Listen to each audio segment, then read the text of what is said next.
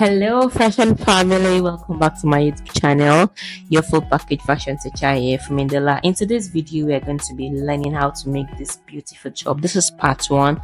Ensure you subscribe so you can see part two. One look and I breathe.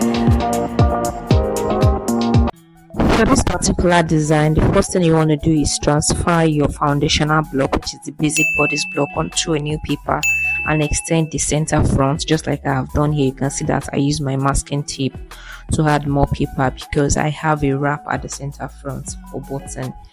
And here I was cross-checking my measurements to see what I have because I want to add some ease to the block so that because it's a shirt, but you can decide to have yours fitted. Remember we added 1 inch to the front pattern of the bust, but the dart has taken some value away, so I added more to the UP. I added half on to the both front and back, so I can have like 2 inches overall at the end of the day. Now for the waist, remember that the back is actual measurement, but the front we added 2 inches extra to the front pattern of the waist. So what I'm just going to do is I'll be eliminating 1 inch from the waist so that I can have 1 inch left on this half scale, so I can as well have 2 inches overall on the whole measurement. So initially I took 1 inch from the front to eliminate it just from the front, but I realized that if I should connect it to the new UP, it's going to be too slanted. So what I did was I took half from the front and half from the back, so that means I've successfully reduced the waist by 1 inch, leaving it with just 1 inch excess on this half scale. Okay, remember your full scale will have 2 inches excess that way. Yeah, so then I went ahead to connect it. For the hip, I do not need the measurements because I'm going to extend it into gauze, so it wasn't necessary for me to actually check it here. So yeah, that's that. So I just went ahead to do connection now.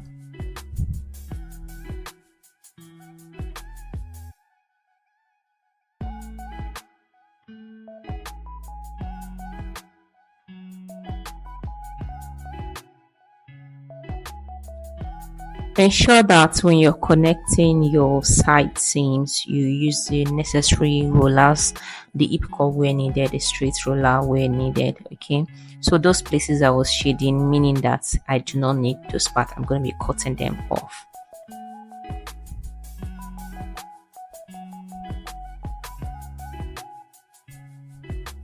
Remember, you can make this fitted if you want to. This is just my choice of adding ease to my pattern. Okay, so you can decide to eliminate all the excesses in case you want to make yours fitted. So if you are eliminating all the excesses on the waistline, because we added 2 inches to the front, that means you're going to be taking 1 inch from the front, 1 inch away from the back, and yeah. So here I was just checking my armhole if it was okay because I wanted the top to be a sleeveless top and I wouldn't want it to be so free. So what I did is I raised it up by ½ inch because it was a bit free. So when your armhole is loose, what you do is you raise the UP up to reduce it.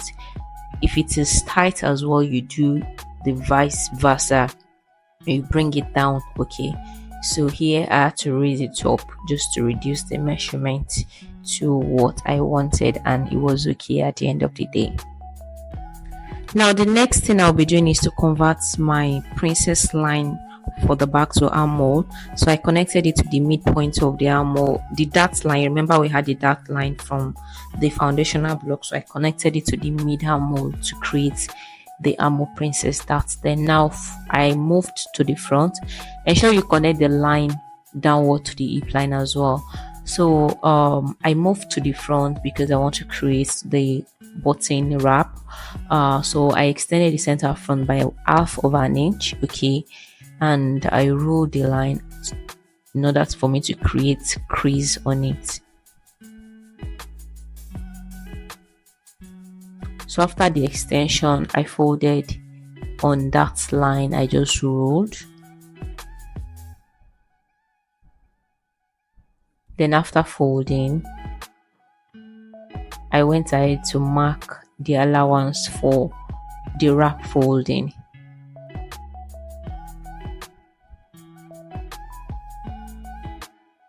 So I did 1.5 inches inward from the extension I've just done, and then I rolled the line downward.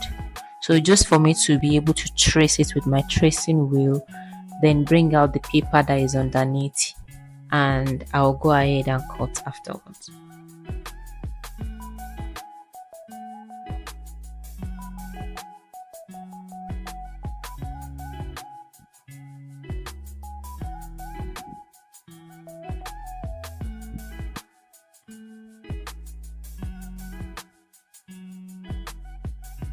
If you do not want to add the front strap to your shirt fabric, you can attach it separately. You just add an allowance for joining it. Okay,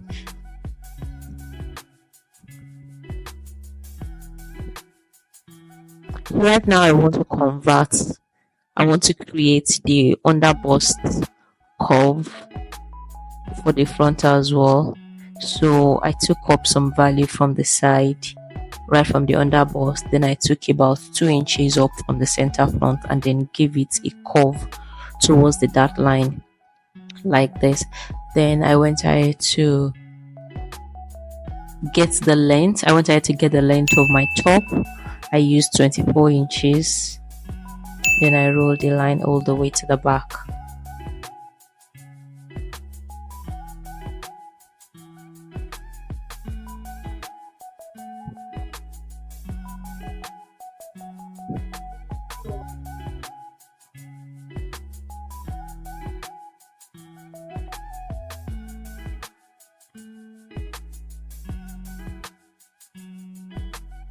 So the next thing is for me to create the pleat allowance under the bust area. So first I will need to cut it.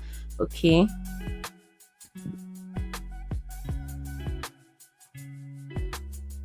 I went ahead to separate it from the down part and kept that one somewhere.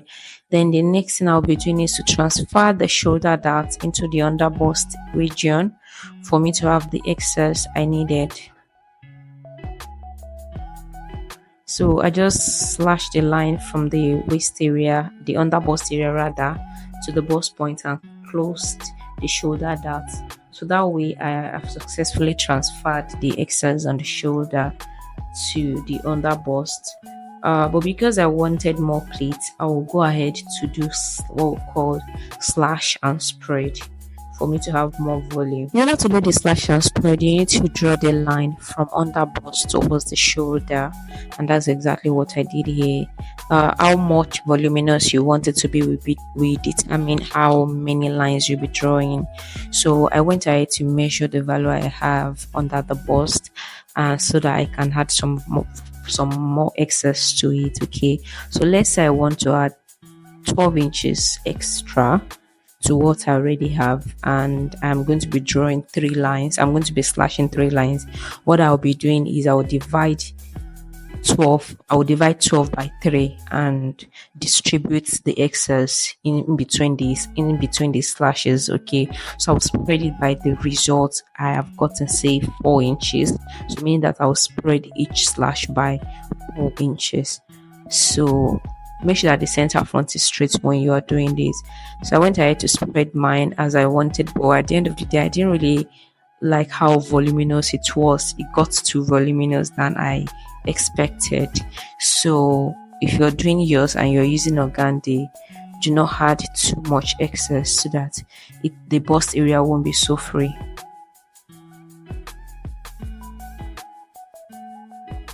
So I went ahead to do the pinning. It is very, very important.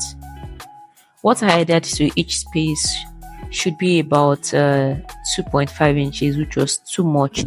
Let's say you want to extend yours, just maybe spread it out by 1 inch or maximum 1.5 inch for each slash, and that's fine.